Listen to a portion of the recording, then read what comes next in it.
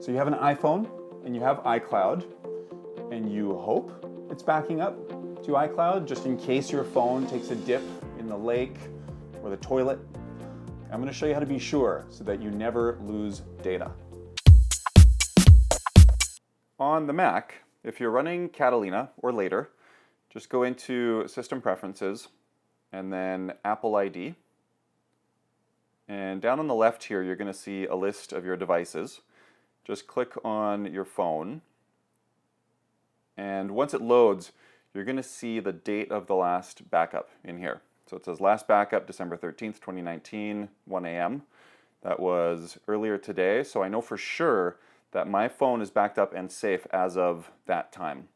If you're running an older version of the Mac OS, just go to System Preferences, and then you'll see the iCloud section on the left, and it'll look like this.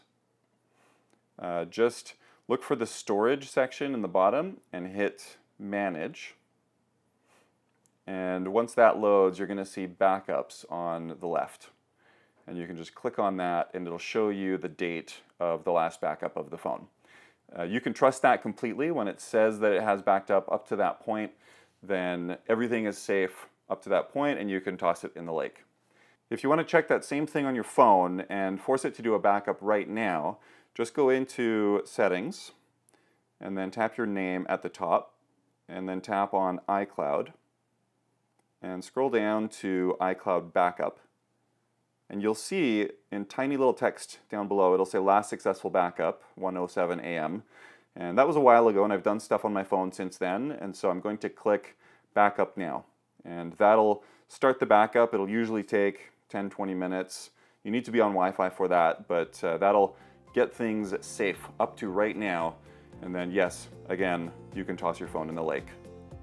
Boom! Mac Epiphany. If you want someone awesome and totally not condescending to come to you and take all of your technology challenges off your mind, head to Macinhome.com because you've got way better things to do with your time.